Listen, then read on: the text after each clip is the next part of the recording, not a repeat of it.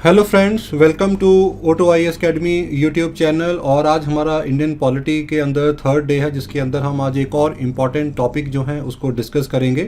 Before we start the today's topic, और आज का जो हमारा टॉपिक होगा इसका जो पीडीएफ है वो आपको हमारे ऐप पे अवेलेबल होगा। O2 IAS अकेडमी का जो ऐप है ये आपको गूगल प्ले स्टोर और ऐप स्टोर से जो है आपको यहाँ पे अवेलेबल रहेगा। और इस ऐप को डाउनलोड करके आपको HPAS के इस फोल्डर में जाना है, जहाँ पे आपको ये सब फोल्डर मिलेगा, that is the free resources. और इसके अंदर जो है आपको आज के टॉपिक का जो PDF है वो यहाँ पे कंप्लीट मिल जाएगा। हमारा आज का जो टॉपिक है it is about fundamental right, क्योंकि बहुत ही इम्पॉर्टेंट टॉपिक है इंडियन पॉलिटी के अंदर। अक्सर यहाँ से इस टॉपिक से क्वेश्चन जो हैं वो हर साल जो हैं ज़रूर पूछे जाते हैं। तो आज हम फंडामेंटल राइट से रिलेटेड कुछ 20 इम्पॉर्टेंट क्वेश्चन जो हैं वो डिस्कस करेंगे और देखेंगे कि किस तरह का जो क्वेश्चन है वो फंडामेंटल राइट में हमें आ सकता है और हमें उसका क्वेश्चन का अटेम्प्ट जो है वो कैसे करना है। तो चलिए पहला क्वेश्चन लेते हैं आज का। हमारा जो आज का जो फर्स्ट क्वेश्चन है, this question is about right to privacy के ऊपर ये क्वेश्चन है कि ये जो राइट टू प्रिवेसी है ये हमारे कॉन्स्टिट्यूशन के किस आर्टिकल के नीचे ये प्रोटेक्टेड है। तो हमारे पास यहाँ पे 4 ऑप्शन है, आर्टिकल 15 के नीचे, आर्टिकल 19 के नीचे, आर्टिकल 21 जहाँ आर्टिकल 29 के नीचे। तो इनमें से किस आर्टिकल के नीचे ये जो राइट टू प्रिवेसी आर्टिकल है ये कवर किया जाता है। तो अगर आप इसका आंसर जो है अगर वो आप जानते हैं और इसको नीचे कमेंट बॉक्स में अगर आप इसे लिखेंगे तो that will be wonderful to all of you. तो इसके अंदर अभी जो हमारे पास इसका जो राइट आंसर जो हमारे पास यहाँ पे है that is C is the right answer, article 21 के नीचे। क्योंकि जो हमारा 2017 के अंदर KS पुट्टुस्वामी केस के अंदर जो सुप्रीम कोर्ट थी उनका जो जजमेंट आया था उस केस के अंदर, तो उन्होंने डिफ़ाइन किया था कि right to privacy is a part of the right to life that is defined under article 21 के नीचे है। इसके बाद हमारे पास जो है वो सेकंड क्वेश्चन हमारे पास आता है। सेकंड क्वेश्चन थोड़ा सा लेंथी क्वेश्चन है। ऐसे क्वेश्चन कई बार एग्ज़ाम में पूछ लिए जाते हैं जहाँ पे स्टेटमेंट जो है उसको बहुत लंबा खींचा जाता है, थोड़ा कंफ्यूजिंग पॉइंट ऑफ व्यू से। तो यहाँ पे हमारे पास है कि इनमें से अगर ए legislation which confer on the executive or administrative authority an unguided and uncontrolled discretionary power in the matter of application of law violate which one of the following article of the Constitution of India। Mean to say कि अगर कोई law बनाया जाता है जहाँ कोई किसी तरह का कोई लॉ जो है उसको इम्प्लीमेंट किया जाता है, तो अगर वो एग्जेक्टिव या कोई भी एडमिनिस्ट्रेशन अथॉरिटी को अनलिमिटेड पावर देता है तो वो किस राइट फंडामेंटल राइट को वायलेट करता है। तो हमारे पास यहाँ पे 4 ऑप्शन जो है वो नीचे दी गई हैं। आर्टिकल 14 है, 28 है, 32 है और आर्टिकल 44 है। तो ये बेसिकली हमारा जो आर्टिकल इस एज पर दिस क्वेश्चन जो हमारा जो राइट ऑप्शन है वो यहाँ पे ए आएगा, that is article 14, that is the rule of the law, जहाँ पे इक्वालिटी ऑफ लॉ है। और इसके कोई अथॉरिटी है, चाहे कोई एडमिनिस्ट्रेशन अथॉरिटी है, चाहे कोई एग्जेक्टिव अथॉरिटी है, वो लॉ से ऊपर जो है वो जो है नहीं हो सकती है। तो दैट इज़ आर्टिकल 14 हियर। इसके बाद हमारे पास आता है क्वेश्चन नंबर 3 हेयर कि राइट टू प्रॉपर्टी जो है उसका प्रेजेंट पोजीशन यहाँ पे क्या है। तो फर्स्ट ऑप्शन ए है कि ये सिर्फ लीगल राइट है और सिर्फ सिटीजन को ही अवेलेबल है। बी ऑप्शन एक लीगल राइट है लेकिन एनी पर्सन जो है किसी को भी अवेलेबल है। सी एक फंडामेंटल राइट है available to citizen only, neither a fundamental right nor a legal right. तो इस 4 ऑप्शन के अकॉर्डिंग हमारी जो प्रेजेंट पोजीशन है राइट टू प्रॉपर्टी को यहाँ पे क्या है, तो इसके अकॉर्डिंग हमारे पास जो राइट आंसर इसके अंदर आएगा that is answer be here. Now why be here, क्योंकि जो देखिए राइट टू प्रॉपर्टी था ये पहले हमारा फंडामेंटल राइट हुआ करता था, लेकिन जब 44th कॉन्स्टिट्यूशन अमेंडमेंट किया गया 1978 के अंदर तो इसको फंडामेंटल राइट की कैटेगरी से निकाल के इसको कॉन्स्टिट्यूशन और लीगल राइट की कैटेगरी में डिफाइन किया गया था अंडर आर्टिकल 300A। तो अंडर आर्टिकल 300A के अंदर ये बिल्कुल क्लियर डिफाइन है कि government can acquire the property of any person but not without paying the due compensation to any. तो उसके अंदर एनी पर्सन जो है वो टर्म वहाँ पे दी हुई है। सो दैट इज़ वाई यहाँ पे जो हमारा राइट आंसर है वो बी आ जाएगा, that is legal right, it is available to any person here. इसके बाद हमारे पास आता है क्वेश्चन नंबर 4 हेयर कि इनमें से कौन सा फंडामेंटल राइट्स हैं जो हमें राइट टू फ्रीडम के अंदर हमारे कॉन्स्टिट्यूशन के अंदर हमें ग्रांटेड दिए गए हैं। That is right to assemble peacefully, right to form association, right to strike और इफेक्टिव बारगेनिंग, जहाँ right to life and personal liberty. तो हमारे पास ये 4 फंडामेंटल राइट हैं। तो हमें ये देखना है कि राइट टू फ्रीडम जो हमारा फंडामेंटल राइट है उसमें से इसमें से कौन से राइट इनमें इंक्लूड है या नहीं है। 4 ऑप्शन हमारे पास दे रखी हैं यहाँ पे। तो अब हमें इसका जो राइट आंसर जो है वो यहाँ पे चूज़ करना है। तो एज़ पर दिस प्रोविज़न जो हमारे पास यहाँ पे राइट आंसर है that is the C, option 1, 2, 4 जो है वो यहाँ पे राइट है, क्योंकि राइट टू स्ट्राइक और इफेक्टिव बारगेनिंग जो है this is not a part of the right to freedom का पार्ट नहीं आता है। बाकी के तीनों जो हैं वो हमारे राइट टू फ्रीडम का पार्ट हैं यहाँ पे। इसके बाद आता है हमारे पास क्वेश्चन नंबर 5। ये जो क्वेश्चन है ये रिट्स के रिलेटेड है। आर्टिकल 32 के नीचे अगर हमारा कोई फंडामेंटल राइट वायलेट होता है तो उसकी वायलेशन के कॉन्टेक्स्ट में सुप्रीम कोर्ट अंडर आर्टिकल 32 और हाई कोर्ट अंडर आर्टिकल 226 जो है वो 5 डिफरेंट कैटेगरी का जो रिट है वो इशू करती है, starting with the habeas corpus, mandamus, prohibition, certiorari and quo warranto. तो इसके अंदर आर्टिकल 32 के अंदर यहाँ पे एक रिट जो है वो यहाँ पे दे रखी है। उस रिट का डेफिनेशन यहाँ पे दे रखा है। तो आपको इस डेफिनेशन को रीड करके ये बताना है कि ये जो ऊपर का डेफिनेशन है ये इनमें से किस रिट को कवर करता है। Do it cover the writ of prohibition, certiorari, mandamus, जहाँ क्यू वारंटो, इनमें से किस रिट को ये यहाँ पे कवर करता है। तो यहाँ पे अगर हम देखेंगे कि it is a command by the court to an authority directing it to perform a public duty here. ठीक है, तो यहाँ पे हम देख सकते हैं कि अगर ये वर्ड हम कमांड को देखते हैं तो वर्ड जो कमांड है ये बेसिकली ऑटोमेटिकली जो है ये रिट मैंडेमस को डिफ़ाइन करता है। तो इसलिए हम इस एक वर्ड के साथ भी इस रिट को बड़ा ही ईजिली जो है वो डिफ़ाइन कर सकते हैं। तो इसके अकॉर्डिंग हमारा जो राइट आंसर है वो सी आ जाएगा। After that come the question number 6 here. यहाँ पे कुछ पेयर्स दिए गए हैं। देर आर सम केसेस जो हमारी कॉन्स्टिट्यूशन हिस्ट्री के अंदर जिनका एक बहुत इंपॉर्टेंट रेलिवेंस है। तो हमें ये बताना है कि इनमें से कौन सा केस के अंदर क्या सुप्रीम कोर्ट का जजमेंट आया था। जैसे कि हमारे पास पहला केस है शंकरी प्रसाद का केस है, जिसके अंदर सुप्रीम कोर्ट ने कहा कि parliament can bridge any of the fundamental right. Keshava Nanda Bharati के, जिसके अंदर हमें बेसिक स्ट्रक्चर ऑफ डॉक्ट्रिन यहाँ पे मिला। और इसके बाद है मिनर्वा मिल केस जो हमारे पास आता है कि there should be a balance between fundamental right and directive principle, जो है उनका बैलेंस होना चाहिए। तो हमें ये बताना है कि इनमें से कौन से पेयर जो हैं वो यहाँ पे करेक्टली मैच जो यहाँ पे करते हैं। 1 and 2 only, second only, 1 and 3 only, जहाँ 1, 2 and 3 ये सभी। तो अगर हम देखेंगे तो ये सारे केसेस का जो आउटकम है वो बिल्कुल सही है, और जिसके कारण हमारे ये जो सारे के सारे जो ये केसेस हैं और ये पेयर हैं वो इक्वली मैच कर रहे हैं। तो इसके अकॉर्डिंगली हमारा जो राइट आंसर है वो यहाँ पे डी आ जाएगा। After that come the question number 7 here. Question number 7 के अंदर यहाँ पे हमारे पास 2 स्टेटमेंट दे रखी हैं और हमें ये बताना है कि इनमें से कौन सी स्टेटमेंट करेक्ट है और जहाँ कौन सी स्टेटमेंट जो है वो यहाँ पे इनकरेक्ट है। पहली स्टेटमेंट कहती है कि जो भी हमारे फंडामेंटल राइट हैं in related to armed forces, अगर उनका जो इम्प्लीमेंटेशन है it will be manage by the parliament of India. और अगर ह्यूमन ट्रैफिकिंग जहाँ फोर्स लेबर जैसे जो क्राइम है, अगर इसके रिगार्डिंग कोई लॉ बनाना है तो पार्लियामेंट और स्टेट लेजिस्लेचर जो हैं वो दोनों इसके ऊपर लॉ बना सकती हैं। ठीक है, तो अब हमें ये देखना है इसके अंदर हमारी करेक्ट ऑप्शन हमारे पास क्या आती हैं। तो एज़ पर दीज 2 स्टेटमेंट जो पहली स्टेटमेंट है वो करेक्ट है, क्योंकि जो भी हमारी आर्म फोर्सेस हैं उनके रिगार्डिंग जो भी फंडामेंटल राइट्स को लेके जो लॉ बनाया जाता है वो सिर्फ पार्लियामेंट के पास ही अथॉरिटी है। लेकिन ह्यूमन ट्रैफिकिंग और फोर्स लेबर के कंसेप्ट में भी जो राइट है वो सिर्फ पार्लियामेंट के पास है, स्टेट लेजिस्लेचर के पास ये राइट नहीं है। तो ह्यूमन ट्रैफिकिंग के ऊपर या फोर्स लेबर के ऊपर भी जो लॉ है वो ये पार्लियामेंट ही बना सकती है। इसके कारण ये दूसरी स्टेटमेंट जो है because of the inclusion of state legislature ये यहाँ पे इनकरेक्ट हो जाती है। After that come the question number 8 here.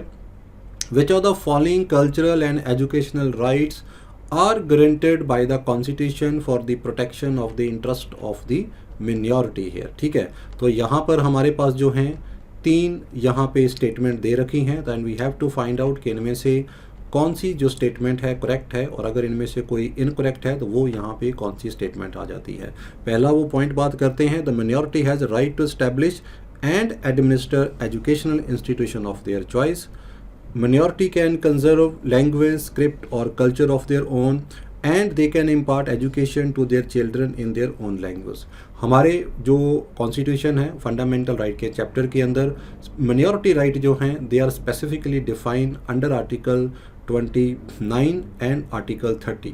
हमारे कॉन्स्टिट्यूशन के अंदर जो मिनॉरिटी हैं उनको दो कैटेगरी के ऊपर डिफाइन किया गया है, one is religion, another one is language. तो इसके अकॉर्डिंगली अगर हम as per the interpretation of article 29 की या 30 की बात करते हैं तो ये तीनों ही प्रोविज़न जो हैं ये करेक्ट आ जाती हैं, जिसके कारण हमारा जो राइट आंसर है वो यहाँ पे डी आ जाएगा। After that come the question number 9 here, which of the following cases may be considered as a violation of the fundamental rights guaranteed under the article 19 here. ठीक है, तो हमारे पास तीन सिचुएशन है बेसिकली कि if a women want to open an IT office तो उसको रोका जाता है।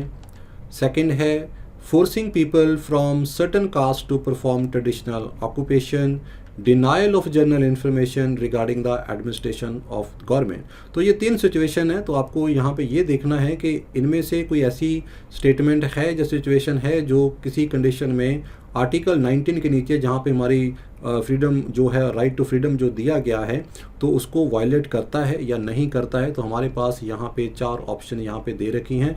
सो अगर हम यहाँ पे देखेंगे कि ये तीनों ही कंडीशन जो हैं ये आर्टिकल 19 को वायलेट करती हैं, क्योंकि article women we have a freedom of choosing और प्रोफेशन हम अपना चूज़ कर सकते हैं, हम कोई भी ऑक्यूपेशन अपना चूज़ कर सकते हैं, और RTI is also define under article 19 के नीचे जो है इसको भी डिफाइन किया गया है। तो आरटीआई के नीचे जो है जो इंडियन सिटीजन है उनको किसी भी तरह से इंफॉर्मेशन डिनाइल नहीं किया जा सकता फॉर जनरल एडमिनिस्ट्रेशन पर्पज है।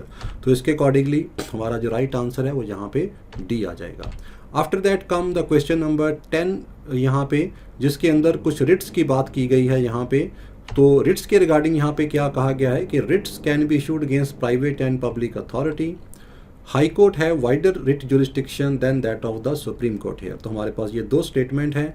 ऑप्शन हमारे पास यहाँ पे 1 2 3 4 हमारे पास चार ऑप्शन हैं। We have to choose the right answer.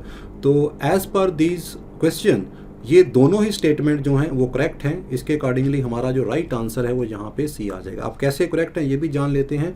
देखिए, जो हैबिस कॉर्पस का रिट है which is basically the basis of the civil liberty of a in a country, वो habeas corpus can be issued against a private person also and against a public authority. This writ is basically issued against the illegal detention. तो वो private के against भी हो सकती है, public के against भी हो सकती है। तो ये हमारी स्टेटमेंट करेक्ट है। High court has a wider jurisdiction. Writ के मामले में high court can issue the writ under article 226 और जो सुप्रीम कोर्ट है it can issue article under 32 है। हाई कोर्ट का रिट जुरिस्डिक्शन इसलिए वाइडर है क्योंकि in the context of fundamental right violation here, तो हाई कोर्ट के पास पहली तो है कि उसके डिस्क्रिशनरी पावर है कि वो रिट को जो है एक्सेप्ट करते हैं नहीं करते हैं। और हाई कोर्ट जो है इन रिट्स को फंडामेंटल राइट्स के साथ साथ किसी और लीगल मैटर में भी ये रिट जो है वो हाई कोर्ट इशू कर सकती है। लेकिन जो सुप्रीम कोर्ट है वो सिर्फ इन रिट को फंडामेंटल राइट के वायलेशन के केस में ही इशू कर सकती है। तो इसीलिए हाई कोर्ट का जो रिट ज्यूरिसडिक्शन है वो वाइडर है, क्योंकि अगेन आई वुड रिपीट कि हाई कोर्ट जो है वो फंडामेंटल राइट के साथ साथ बाकी किसी लीगल केसेस के अंदर भी ये जो हमारी 5 रिट्स हैं इनको इशू कर सकती है। After that come the question number 11 here. अब इसके अंदर हम यहाँ पे देखेंगे which are the following are the features of the fundamental right guaranteed by the Indian Constitution. They are absolute and sacrosanct. They are available against the arbitrary action of the state only. They are enforceable only in the High Court and the Supreme Court here. हमारे पास नीचे 4 option यहाँ पे दिए हुए हैं। Now we have to see कि यहाँ पे हमारे पास राइट ऑप्शन क्या है।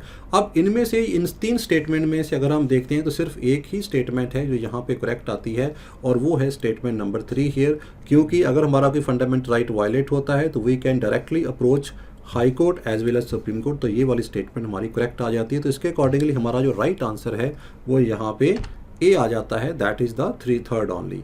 अब दोनों ऊपर कैसे गलत होती हैं, देखिए फंडामेंटल राइट जो हैं, कुछ फंडामेंटल राइट हैं जो हमारे एब्सोल्यूट आ जाते हैं, जैसे कि आर्टिकल 17 है जिसके अंदर एबॉलिशन ऑफ अनटचेबिलिटी की बात की गई है। इसके बाद अगर हम आर्टिकल 21A की बात करते हैं जिसके अंदर राइट टू एजुकेशन आ जाता है, वो भी एक तरह का एब्सोल्यूट राइट है। लेकिन बाकी अगर हम देखते हैं तो every fundamental right is not absolute right but A qualified right. Qualified right का मतलब है कि state can impose reasonable restriction in the interest of public order and morality, वो पे कंडीशन आ जाए तो इसके कारण फंडामेंटल राइट एब्सोल्यूट नहीं है, they are qualified right.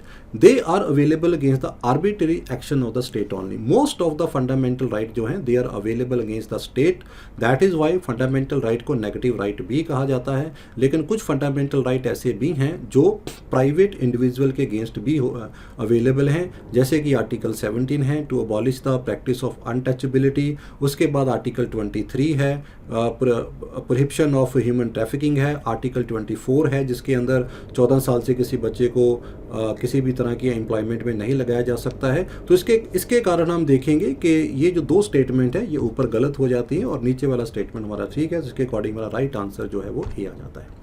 After that come question number 12 यहाँ पे आ जाता है कि consider the following statements regarding right to equality. जो हमारा आर्टिकल 14, 15, 16, 17, 18 तक जो हमारे राइट टू इक्वालिटी आता है उसके ऊपर यहाँ पे क्वेश्चन किया गया। It aim and establishing social equality, it provide for reservation of seat for SC and ST in parliament and state legislature. तो इनमें से कौन सी स्टेटमेंट यहाँ पे करेक्ट है, हमारे पास 4 ऑप्शन आ जाती हैं नीचे। तो देखिए यहाँ पे इसका हम अगर आंसर यहाँ पे देखते हैं तो सबसे पहला हमारा पॉइंट आता है कि नो डाउट जो राइट टू इक्वालिटी हमारा जो कवर किया जाता है आर्टिकल 14 से 18 तक, उसका मेन पर्पस जो है एक तरह का सोसाइटी में सोशल इक्वालिटी, इकोनॉमिक इक्वालिटी को स्टैब्लिश करना है, दैट इज़ फाइन हियर। लेकिन ये वाला स्टेटमेंट जो है ये जो है वो करेक्ट नहीं है, क्योंकि जो SC और ST कम्युनिटी का जो सीट रिजर्वेशन है पार्लियामेंट के अंदर, जो स्टेट लेजिस्लेचर के अंदर, वो हमारा ऑलरेडी पार्लियामेंट जो हमारे कॉन्स्टिट्यूशन के अंदर आर्टिकल 334 वगैरह जो हमारे आ जाते हैं उनके अंदर ऑलरेडी डिफाइन किया हुआ है कि इनकी जो सीट है वहाँ पे रिजर्व होगी। तो that is not related to the right to equality के अंदर वहाँ पे नहीं कवर किया, उनके लिए अलग से पार्लियामेंट कॉन्स्टिट्यूशन के अंदर आर्टिकल दिया हुआ है। ठीक है, तो इसके कारण ये स्टेटमेंट रॉन्ग हो जाती है। तो आर्टिकल ए जो है वो यहाँ पे हमारा आंसर ए जो है यहाँ वहाँ पे राइट आंसर आता है। After that come question number 13 here. ठीक है, अब यहाँ पे हमारे पास कुछ स्टेटमेंट हैं। फर्स्ट है the fundamental right can be amended by parliament only through a constitution amendment act. दूसरा, any amendment to fundamental right required a special majority of parliament along with the consent of half of the state legislature. 2 statement है, अब हमें ये देखना है कि इनमें से कौन सी करेक्ट है या कौन सी नहीं करेक्ट है या दोनों ही ठीक है। तो इनके अगर हम स्टेटमेंट को थोड़ा एनालाइज करते हैं तो हमारे पास जो यहाँ पे राइट आंसर जो निकल के आता है उसको हम देखेंगे। देखिए फंडामेंटल राइट जो है, नो डाउट पार्लियामेंट जो है वो फंडामेंटल राइट को अमेंड कर सकती है और इसके लिए उन्हें एक कॉन्स्टिट्यूशनल अमेंडमेंट करना होता है, दैट इज़ ट्रू। लेकिन जो दूसरा स्टेटमेंट है ये थोड़ा देखने वाला है, क्योंकि हमारे कॉन्स्टिट्यूशन के अंदर कुछ ऐसी अमेंडमेंट है जो सिंपल मेजॉरिटी के साथ जो चेंज हो जाती हैं, but they are not cover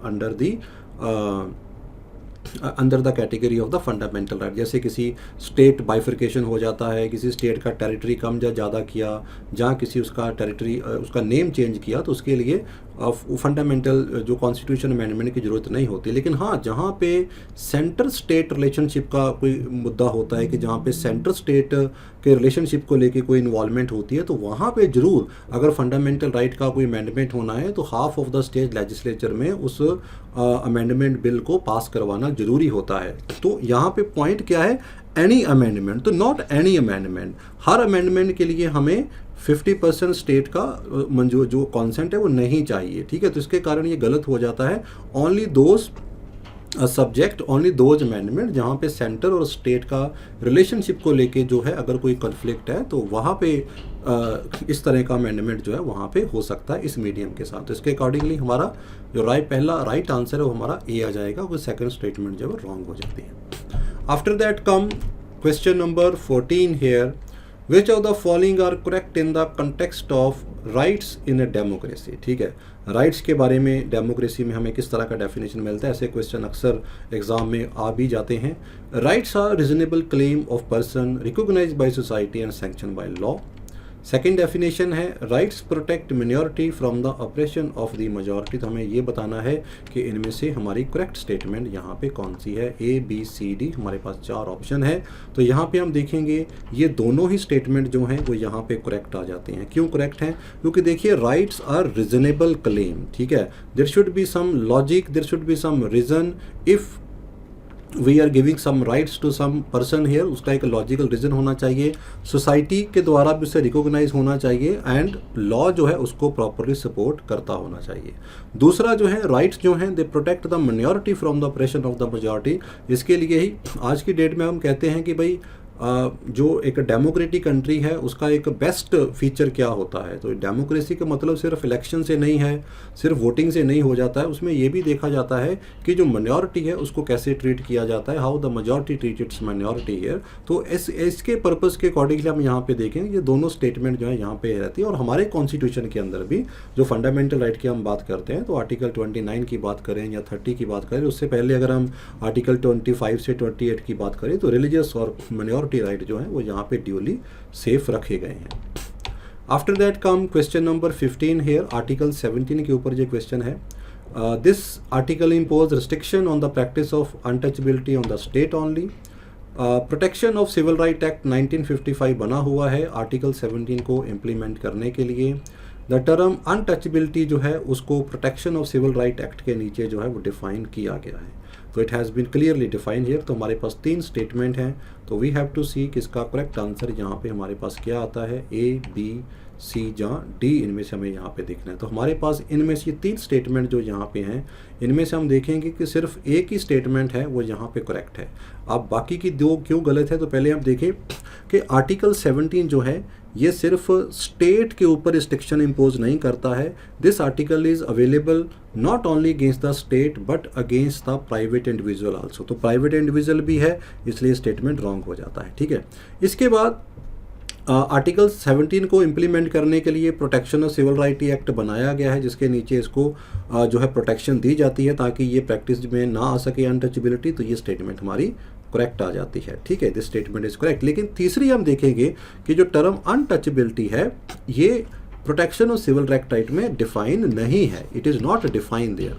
तो बेसिकली मैसूर हाई कोर्ट के नीचे भी उन्होंने इसका एक जो था उन्होंने इसका डेफिनेशन इसको दिया था कि जो टर्म अनटचेबिलिटी इसको किसी ग्रामेटिकल सेंस में या किसी से वर्ड में डिफाइन नहीं किया जा सकता है। It is basically could be define in the form of A practice that is going on. तो इसके कारण हमारी ये दोनों स्टेटमेंट जो हैं ये हमारी गलत हो जाती हैं, ये ठीक है। तो इसके अकॉर्डिंग हमारे पास जो राइट आंसर है वो यहाँ पे बी आ जाता है। After that come the question number 16 here, which of the following are constitutional rights and not fundamental right here, ठीक है। No tax shall be levied or collected except by the authority of law. No person shall be deprived of his property save by the authority of law. और तीसरी है no person shall be prosecuted and punished for the same offence more than once है, ठीक है। तो हमारे पास यहाँ पे ये 3 चीज़ दी गई, हमें ये देखना है कि इनमें से कौन सा राइट जो है वो हमारे फंडामेंटल राइट का पार्ट जो है वो यहाँ पे नहीं आता है, ठीक है।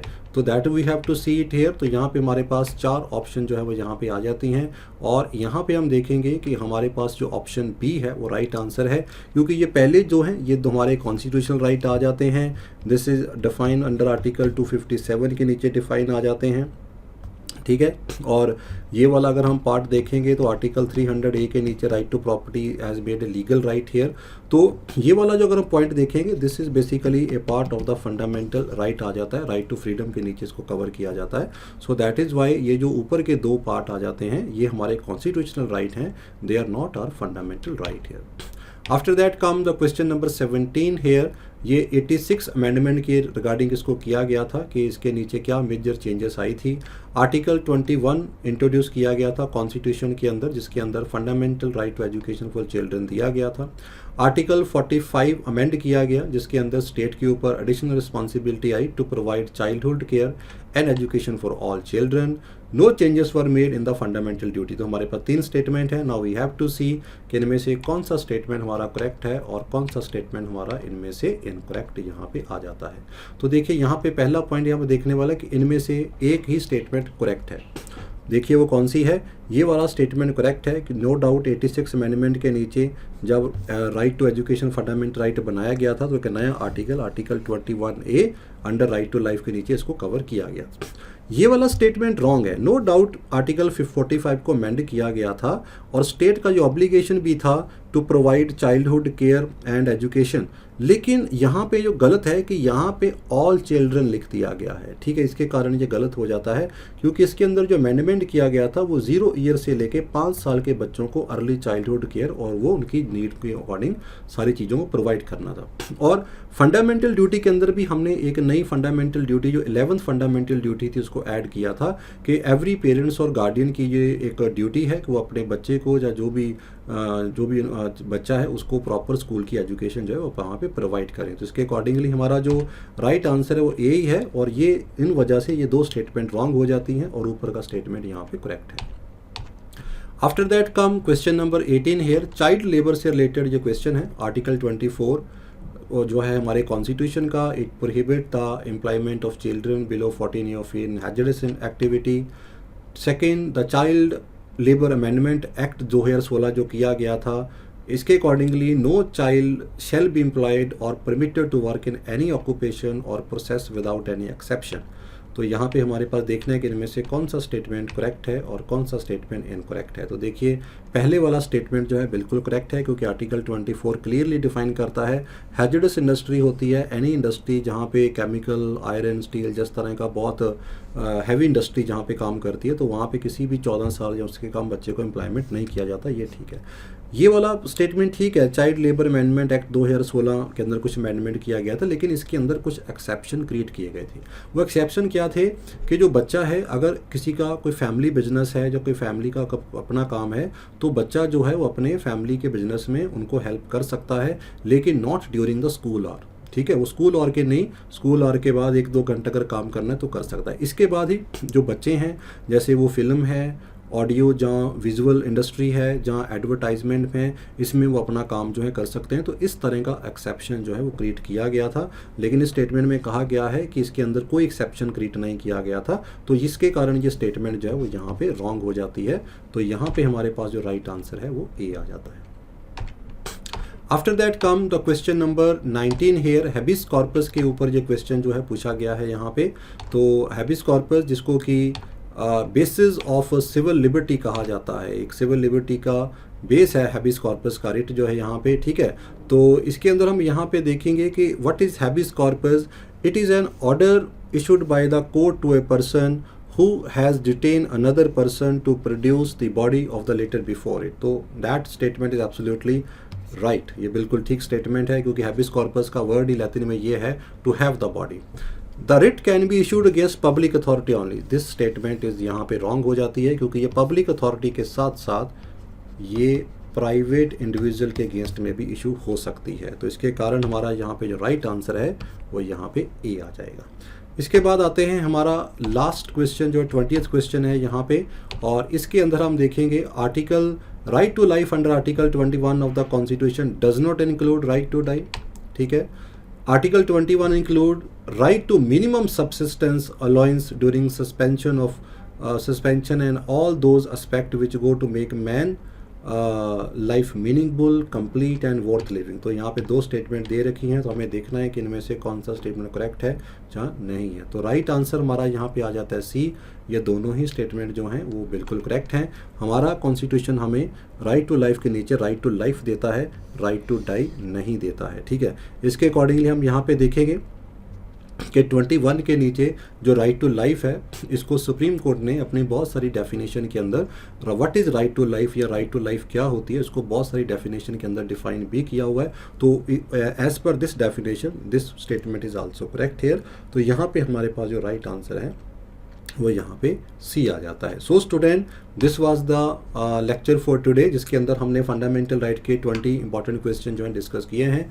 इसी तरह से हम कल जो हैं अपना नेक्स्ट टॉपिक लेंगे जिसके अंदर हम डायरेक्टिव प्रिंसिपल्स और फंडामेंटल ड्यूटीज़ के ऊपर अपने 10-20 क्वेश्चन जो हैं उसके उन टॉपिक के ऊपर हम कवर करेंगे और इसी तरह से 20-20 क्वेश्चन करके हम पूरी पॉलिटी को जो है वो रीड और रिवाइज कर जाएंगे।